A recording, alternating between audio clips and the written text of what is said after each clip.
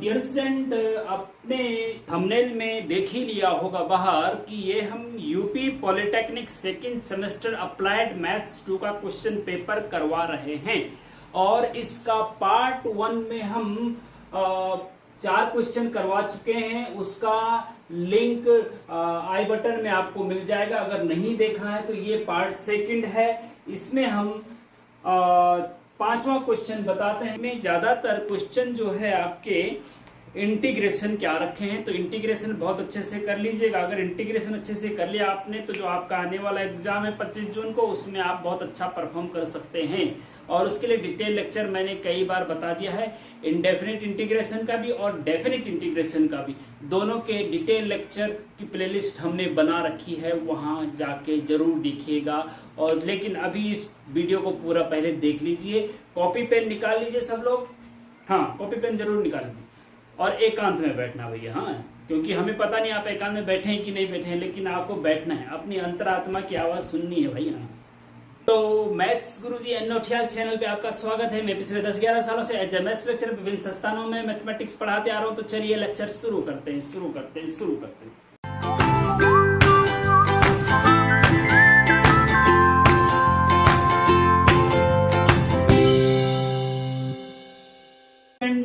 Question number ई है, give the, ये आपको क्वेश्चन दिख रहा होगा, give the formula for the area between two curves given by equation y equal to f1x and y equal to f2x from x is equal to a to x equal to b।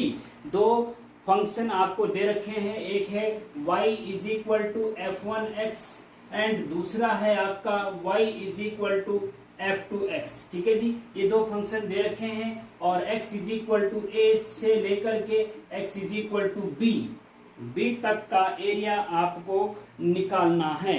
तो ये area bounded से है student, integration का ही है। अब इसका area कैसे, देखिए ऐसा है स्टूडेंट कि इस प्रकार का जो क्वेश्चन होता है कि दो देखिए मैं जरा आपको ग्राफ से समझाने की कोशिश करता हूं। देखिए ये एक्स एक्सिस है, ये वाई आपकी वाई एक्सिस है, और जहां पे एक्स एक्सिस और वाई एक्सिस दोनों का इंटरसेक्ट होता है वो मूल बिंदु या ओरिजिन कहलाता है। अब वो कह रहा है कि दो फंक्शन है y इक्वल टू f1x और एक है y इक्वल टू f2x। मान लीजिए एक फंक्शन का ग्राफ ये है और एक फंक्शन का ग्राफ इस टाइप से ये है। ये आपका f1x मान लो इसको, और ये आपका f2x मान लो। ठीक है जी। और तब वो कह रहा है कि x इज इक्वल टू ए, देखो x इक्वल टू 0 यहाँ पे होता है, 1 2 3 ऐसे करके a b c भी कहीं पे होगा। तो मान लीजिए यहाँ पे x की वैल्यू a है और यहाँ पे x की वैल्यू b है। ठीक है जी। तो यहाँ पे x की वैल्यू a है तो एक डंडा खींच दीजिए ऐसा, हाँ, और x equal to value b यहाँ पे है तो यहाँ पे भी ऐसे डंडा कर। अब आपको दिख रहा होगा ये बीच में जो कवर एरिया है, चारों तरफ से पैक हो रखा है, जो उसका एरिया आपको बताना है कि क्या होगा भैया। इसका एरिया, ये एरिया आपको बताना है तो क्या होगा। तो देखिए ये पॉइंट A है, ये पॉइंट B मान लो, इस पॉइंट को C मान लो, इस पॉइंट को D मान लो। ठीक है जी। तो जब भी हम इस प्रकार का एरिया निकालते हैं तो हम एक पट्टी बीच में बना देते हैं। इन दो कर्व के बीच में एक छोटी सी पट्टी जो है, स्ट्रिप बोलते हैं इसको, ये बना दिया। इसकी चौड़ाई, ये x, इधर x है ना, ऐसे में x है और ऐसे में खड़े में y है, तो इसकी चौड़ाई dx मान लेते हैं, क्योंकि dx मतलब एक छोटी डिस्टेंस, d अगर आगे लग जाता है छोटी डिस्टेंस। और इस पॉइंट को हम y1 मान लेते हैं और इस पॉइंट को हम y2 मान लेते हैं। तो अब बताओ मुझे कि ये पॉइंट P है, हाँ, ये पॉइंट P है और ये पॉइंट Q मान लो। चलो हाँ, तो P पॉइंट पर y की वैल्यू y2 है और Q पॉइंट पर y की वैल्यू y1 है, x1 y1 मान लीजिए। इस पॉइंट का x1 y1 इस पॉइंट, तो इस स्ट्रिप की जो लंबाई होगी ना, P से Q तक की जो लंबाई होगी वो होगी यहां से लेकर यहां तक की लंबाई माइनस यहां से लेकर यहां तक की लंबाई। ये आपको, अगर आपने कोऑर्डिनेट ज्योमेट्री और ट्रिग्नोमेट्री के डिटेल लेक्चर और इंटीग्रेशन के डिटेल लेक्चर, जिसमें हमने एक वीडियो लेक्चर हमने इसी पे बना रखा है, केवल इसी पे बना रखा है कि एरिया बाउंडेड द कर्व को कैसे सॉल्व किया जाता है। वो बहुत इंपॉर्टेंट है, क्योंकि वो इसलिए इंपॉर्टेंट है कि एज ए इंजीनियरिंग स्टूडेंट्स आपको ग्राफिकल नॉलेज होना चाहिए, तब जाके आप आगे बहुत अच्छे इंजीनियर बनते हैं। क्योंकि जब आप इंजीनियर बनते हैं, मान लीजिए आपको कोई पुल तैयार करना है, तो पुल तैयार करने से पहले मैप तैयार करना होता है ना, नक्शा बनाना पड़ता है। तो नक्शा तभी बनेगा जब आपको ग्राफिकल नॉलेज होगा। तो इसलिए उस पर अच्छे से फोकस करिएगा आप। डिटेल लेक्चर का लिंक मैं नीचे दे दूंगा, वहां पे जाके देख लीजिएगा। देखिए इसकी जो लंबाई देखो, यहाँ से यहाँ तक की लंबाई y1 है, यहाँ से यहाँ तक की y2 है, ये कोऑर्डिनेट ज्योमेट्री के अकॉर्डिंग। हाँ, तो ये जो P से Q तक की लंबाई है y1, हाँ ये पूरा ऊपर वाला y1 माइनस y2 होगा जी। क्या होगा? y1 minus y2। तो ये जो आयताकार पट्टी है इसकी लंबाई तो है y2 माइनस y1 और चौड़ाई है dx। अगर मैं बोलूं कि इस आयताकार पट्टी का क्षेत्रफल बताओ जी, तो क्या होगा क्षेत्रफल? क्षेत्रफल होगा लंबाई गुणा चौड़ाई। लंबाई है y1 माइनस y2, ठीक है जी, और चौड़ाई है इंटू dx, ठीक है ना। तो इस पट्टी की जो क्षेत्रफल है वो y1 minus y2 into dx हो जाएगा। अब चूंकि हमें केवल इस पट्टी का क्षेत्रफल नहीं निकालना है, हमें निकालना है ए से लेकर और बी तक का जितना भी एरिया कवर है अंदर, वो निकालना है। मतलब हमें A P B C Q D A का क्षेत्रफल निकालना है, एरिया निकालना है। तो हम फिर क्या करते हैं, जो ये पट्टी का एरिया है ना, उस पे इंटीग्रेशन लगाते देते हैं और ए टू बी कर देते हैं। तो ए टू बी करने से इंटीग्रेशन का मुख्य उद्देश्य, प्रैक्टिकल उद्देश्य एरिया निकालना ही है, क्षेत्रफल निकालना ही है। अगर आपको यहाँ पे कुछ समझने में दिक्कत हो रही है तो डिटेल लेक्चर देख लीजिए, ठीक है जी। अब इस पट्टी को यहां से यहां तक ले जाना है, तो इंटीग्रेशन और ए से लेकर बी तक ले जाना है, तो लोअर लिमिट ए अपर लिमिट बी, ये आपका एरिया हो गया। अब ये एरिया किसके बराबर है? तो ये है आपका area of A P B C Q D A, वापस ये तक है ना, तो ये पूरा इसका एरिया है, ठीक है जी। अब इसको आप लिख सकते हैं इंटीग्रेशन ए टू बी और y1, देखिए y1 जो है इस फंक्शन पर है, हाँ इस फंक्शन को सेटिस्फाई करेगा ना, क्योंकि y1 इस फंक्शन के कर्व पर है। तो यहाँ पे y1 मतलब यहाँ पे f1x है ना, तो y की जगह आप f1x रख सकते हैं। मतलब y1 की जगह आप क्या रख सकते हैं?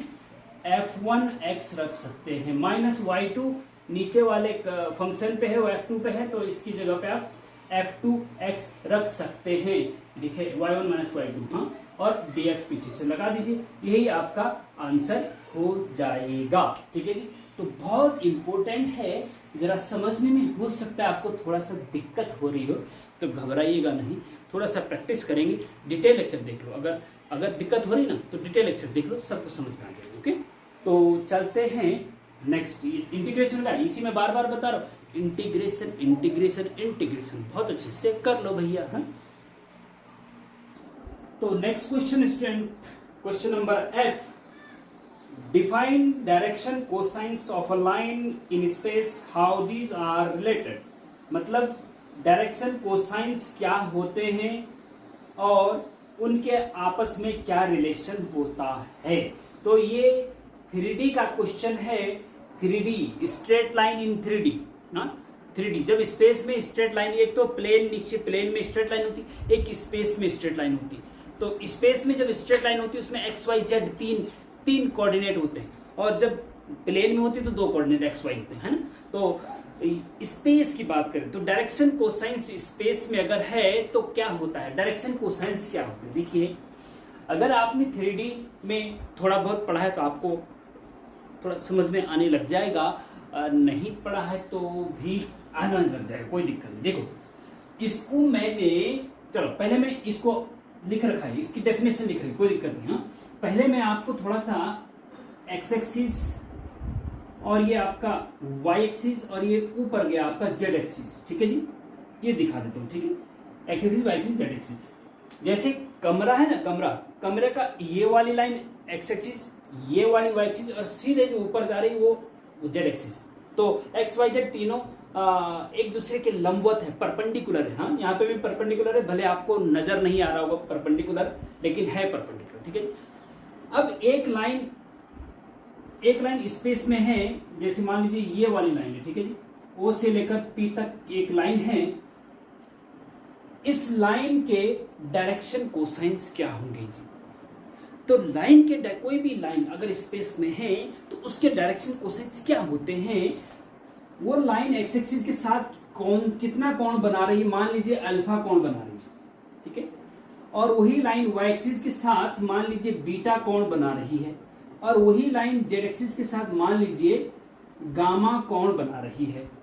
तो डायरेक्शन कोसाइंस जो होते हैं ना इस लाइन के, वो होते हैं cos alpha, cos beta, cos gamma. मतलब जो एक्स वाई जेड के साथ एंगल बना रही है ना वो लाइन, उसके आगे कॉस लगा दो सबके, cos alpha, cos beta, cos gamma. इन्हीं को direction cosines of the line OP कहते हैं। अब यहाँ पे देख लीजिए, if a line OP makes an angle alpha beta, मान लीजिए कोई line OP alpha beta gamma कोण बनाती है X axis Y axis Z axis के साथ, then cos alpha cos beta cos gamma is called direction cosines of a line OP in space, और इनको डिनोटेड बाय एलिमेंट कहते हैं। मतलब जो डायरेक्शन कोसाइंस होगी ना, अगर अल्फा बीटा गामा है तो डायरेक्शन कोसाइंस होगी cos अल्फा cos बीटा और cos गामा। ठीक है बच्चों, थोड़ा सा जरा स्याही खत्म होगी, होता है भाई, पढ़ाते पढ़ाते स्याही खत्म हो जाती, क्या दिक्कत है।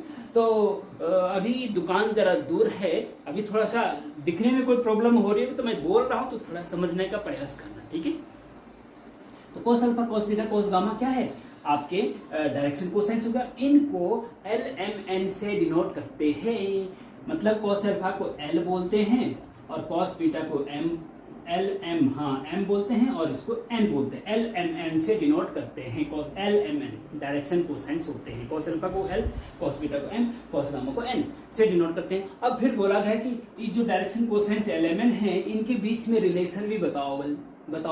कैसे बताओ, देखो LMN रिलेशन क्या है, रिलेशन है इनमें L square plus M square plus N square बराबर 1, ये इनके बीच में रिलेशन है भैया। हाँ, रिलेशन बिटवीन देम, तीनों डायरेक्शन कोसाइंस के बीच में रिलेशन क्या है, L square plus M square plus N square बराबर 1। मतलब तीनों डायरेक्शन कोसाइंस का स्क्वायर कर दो और जोड़ दो तो बराबर 1 के आएगा। प्रूफ भी किया जा सकता है, लेकिन 1 नंबर का है, अभी आप इतना ही समझिए, ठीक है। जब प्रूफ की बारी आएगी तो वो भी मैं बता दूंगा, ठीक है। तो इस प्रकार से इसको समझ लीजिए। चलते हैं नेक्स्ट क्वेश्चन पे। अब नेक्स्ट क्वेश्चन नंबर जी भी देखिए। Evaluate integration x cube plus 3x square minus 4x plus 7 upon x square dx। Integration, फिर से इंटीग्रेशन। भैया इंटीग्रेशन तो इतने ज्यादा रखे हैं कि कोई हद नहीं, सारा इंटीग्रेशन। उसके अलावा सिलेबस था सारा यही दे दिया, सारा चेक दिया ही, कोई बात नहीं। तो इसीलिए आपको इंटीग्रेशन पे अच्छा फोकस करना है। हाँ, और डिटेल लेक्चर जो मैंने दे रखे नीचे डिस्क्रिप्शन दोनों प्लेलिस्ट, उनको अच्छे से देख लेना, तो पासिंग उसी में हो जाओगे। तो इसका इंटीग्रेशन करना है, करो, कोई दिक्कत। देखिए अब एक बात है, जब ऊपर एक पॉलिनोमियल है, बहुपद है, 1 2 3 4 4 पदों वाला पद है, तो बहुपद बोलते हैं। ये सिंगल पद वाला है। तो जब ज्यादा पद ऊपर और नीचे सिंगल पद, तो इसको अपॉन, सबके अपॉन में ले जा सकते हैं, है ना। जैसे ऐसा होगा ना, 2 + 3 + 4 अपॉन 5 है, तो इसको आप ऐसे भी लिख सकते हैं, 2/5 + 3/5 + 4/5। 3 पद ऊपर है, नीचे सिंगल पद है, तो इसके अपॉन इसके अपॉन भी कर सकते हैं। तो ऐसे ही एक्स स्क्वायर को इसके अपॉन में कर लीजिए, तो आसानी से इंटीग्रेशन। देखिए ब्रैकेट लगा दीजिए जब बड़ा, तो एक्स स्क्वायर बटे एक्स स्क्वायर, इसके बटे एक्स स्क्वायर, एक्स स्क्वायर बटे एक्स स्क्वायर करेंगे तो क्या आएगा, 1 आएगा ना। एक्स स्क्वायर से एक्स स्क्वायर कट जाएगा तो 1 बचेगा भैया, केवल बचेगा कि नहीं। प्लस, अब सॉरी यहाँ एक्स क्यूब हो गया। देखो भैया ऐसा है, यहाँ पे एक्स क्यूब है, तो जरा घबराइएगा नहीं। तो एक्स क्यूब बटे एक्स स्क्वायर करेंगे तो क्या मिलेगा, एक्स स्क्वायर से एक्स क्यूब स्क्वायर कट जाएगा, एक एक्स बचेगा ऊपर, है ना। प्लस फिर 3x स्क्वायर बटे एक्स स्क्वायर करेंगे तो एक्स स्क्वायर से एक्स स्क्वायर कट जाएगा, 3 बचेगा केवल। फिर माइनस 4x के बटे एक्स स्क्वायर करेंगे तो 4 तो अपनी जगह पे रहेगा, इंटू एक्स बटे एक्स स्क्वायर, तो एक एक्स ऊपर वाला एक्स से नीचे वाला एक एक्स स्क्वायर कर देंगे तो एक एक्स नीचे बचेगा, 1/x नीचे बचेगा ना। Plus 7/x square. अब भैया यहाँ पे जरा ध्यान देने वाली बात एक है, जरा ध्यान रखना इस चीज का। चलो अब ऐसा भी कर सकते हैं हम कि ये 4 पद है ना, 1 2 3 4 पद, चारों पदों का अलग अलग इंटीग्रेशन लगा सकते हैं, ये इंटीग्रेशन की प्रॉपर्टी है, कोई दिक्कत वाली बात नहीं है, ठीक है, प्रॉपर्टी। तो कैसे करेंगे, एक्स का इंटीग्रेशन एक्स और dx लगा दो, फिर 3 दूसरा पद क्या है 3 है, प्लस 3 है, 3 कांस्टेंट को इंटीग्रेशन के बाहर ले सकते हैं, ये इंटीग्रेशन की प्रॉपर्टी है।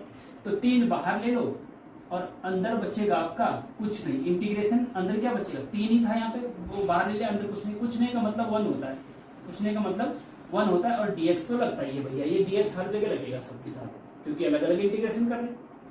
फिर तीसरे पद पे आओ, -4 तो भैया कांस्टेंट है, इंटीग्रेशन के बाहर आ जाता है, और इंटीग्रेशन अंदर क्या बचेगा 1/x।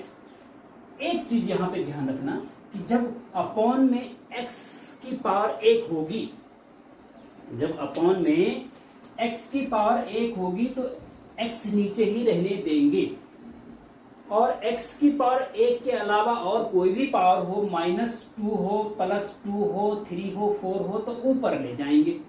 इंटीग्रेशन जब करना हो ना, इंटीग्रेशन जब करना हो x वाले का, तो ऊपर ले जाएंगे। अगर नीचे है x, जैसे यहाँ पे x² है नीचे, तो इसको ऊपर ले जाएंगे, अंश में ले जाएंगे। लेकिन अगर सिंगल x है, मतलब x की पावर 1 है, तब उसको नीचे ही रहने देंगे। क्यों? क्योंकि 1/x का इंटीग्रेशन हमको पता है log x होता है। क्या होता है? log x। 1/x का इंटीग्रेशन log x, याद कर लो अगर नहीं पता तो, डिटेल लेक्चर देख लेना इसके बाद। तो dx ये हो गया जी, प्लस फिर प्लस चौथा पद आएगा। चौथा पद 7 तो भैया कांस्टेंट है और वो बाहर रहेगा, इंटीग्रेशन के अंदर क्या आएगा 1/x² आएगा। लेकिन मैंने कहा ना, जब अपॉन में x की पावर 1 के अलावा कुछ और हो तो नीचे नहीं रखना, उसको ऊपर ले जाना है। तो 1/x² को जब ऊपर ले जाते हैं ना, तो वो x माइनस हो जाती, पावर माइनस हो जाती है। जो माइनस नहीं होती, मतलब जो पावर होती है उसका चिन्ह बदल जाता है। अगर +2 है तो -2 हो जाएगी ऊपर जाके। x की पावर 1/x की पावर 2 है, प्लस की 2 है, ऊपर जाके x की पावर -2 हो जाएगी, चिन्ह बदल जाता है ऊपर ले जाने पे। अगर -2 होता तो ऊपर ले जाने +2 हो जाता है। ठीक है, ठीक है, हाँ। तो x² ऊपर जाके x की पावर -2 हो जाएगा जी dx। नीचे नहीं रखा हमने, क्योंकि 1/x² का इंटीग्रेशन नहीं होता है। नीचे इंटीग्रेशन तभी, x अगर नीचे है तो तभी इंटीग्रेशन होगा, अगर सिंगल x है, x की पावर 1 है, हाँ, तभी होगा। ठीक है जी, इसलिए हमने ये नीचे रखा, इसको ऊपर ले गया। हाँ, अब इसका इंटीग्रेशन करो भैया। देखो x का देखो x की पावर n का इंटीग्रेशन क्या होता है, जब भी x की पावर, वेरिएबल की पावर कांस्टेंट का इंटीग्रेशन करना हो तो जो x की पावर है उसमें 1 बढ़ा देते हैं, मतलब n+1 कर देते हैं पावर में, और अपॉन में भी वही पावर सेम लिख देते हैं जो ऊपर आई है, n+1। बस ये आपका आंसर होता है। यहाँ पे x की पावर क्या है 1 है ना, तो 1 पावर बढ़ा दो तो क्या हो जाएगा, x की पावर 2 हो जाएगा। तो x की पावर 2 और वही अपॉन में भी 2 आएगा, तो x का इंटीग्रेशन होता है x²/2। ठीक है, हाँ। प्लस नहीं दिख रहा होगा तो जो मैं बोल रहा हूं उस पर ध्यान दीजिएगा। ठीक है जी। अब सेकंड पद पे चलो भैया। ये 3 तो बाहर कांस्टेंट है, 1 का इंटीग्रेशन देखो, कांस्टेंट 1 का इंटीग्रेशन x होता है।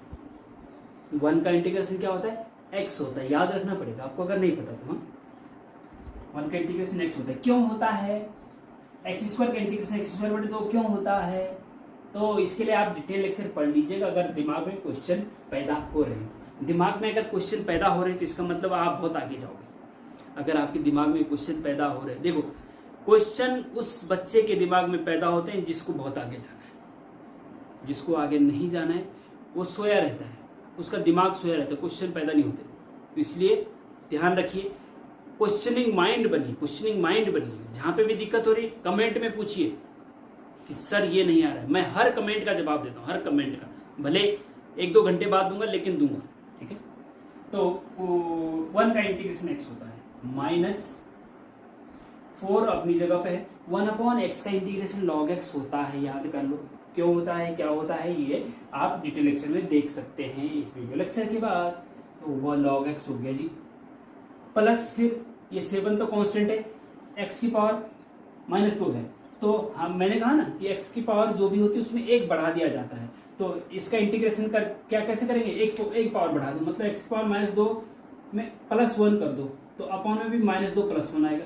तो +1 करने से क्या हो जाएगा, एक्स की पावर -1 बचेगा, -2 +1 -1 होता है और अपॉन में -1। तो कहने का मतलब सीधा ये है कि हम सीधा लिख सकते हैं कि एक्स की पावर -1 बटे -1 और प्लस सी तो भैया इनडेफिनिट इंटीग्रेशन में लास्ट में लिखा ही जाता है। क्यों लिखा जाता है ये आप डिटेल लेक्चर में देख सकते हैं। ठीक है जी, बस हो गया, काम हो गया, बस कुछ नहीं करना। इसको एज इट इज रखो और इसको चाहो तो आप एक्स की पावर -1 को नीचे ले जाओ। हाँ चलो कर देते हैं थोड़ा सा। x² बटे 2 प्लस ये 3x as it is -4 log x as it is. हाँ ये माइनस वन है ना, इस प्लस के साथ मल्टीप्लाई होगा तो माइनस का हो जाएगा यहाँ पे। ठीक है जी, -7/x, एक्स पावर -1 को नीचे ले जाएंगे तो चिन्ह बदल जाता है, ऊपर से नीचे लाने पे या नीचे से ऊपर ले जाने पे चिन्ह बदल जाता है पावर का, तो माइनस का प्लस हो जाएगा। +1 को लिखो या ना लिखो एक ही बात होती है, इसलिए एक्स लिख दिया हमने। हाँ प्लस सी आंसर। तो बच्चों ऐसा है, मैं इस टाइप से आपको पढ़ाने की कोशिश करता हूँ कि जो कमजोर से कमजोर बच्चा भी उसके भी समझ में आ जाए, कमजोर से कमजोर बच्चा भी उसके भी समझ में आना चाहिए। यही मेरे चैनल का मुख्य उद्देश्य है। ठीक है, तो ये आप समझ में आ गया होगा। कोई दिक्कत है तो कमेंट में पूछ लीजिए, कोई दिक्कत नहीं।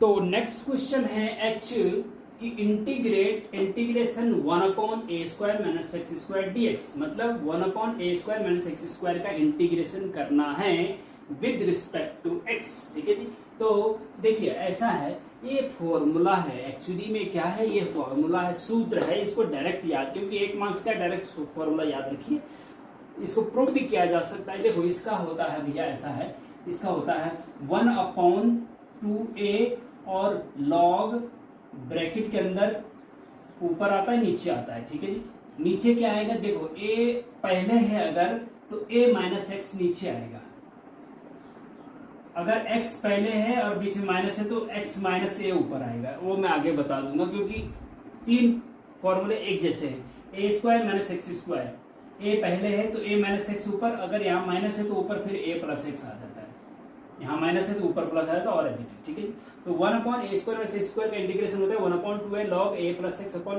- x प्लस सी, तो भैया इनडेफिनिट इंटीग्रेशन लगता ही। तो प्रूफ भी किया जा सकता है, इसको प्रूफ मैं आपके ऊपर छोड़ देता हूँ, डिटेल लेक्चर में मैंने बता रखा है, वहां पे जाके आप देख सकते हैं।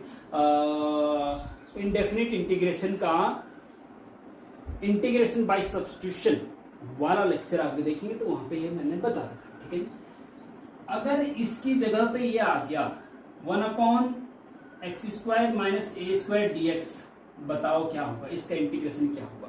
तो सेम यही होता है 1/2a और log, तो सेम होता है भैया, लेकिन अगर x पहले है तो x - a ऊपर आता है, a पहले है तो a - x नीचे आता है, अगर x पहले है तो x - a ऊपर आता है और नीचे फिर प्लस का लग जाता है x + a। ठीक है जी, ऐसे याद रखेंगे इसको।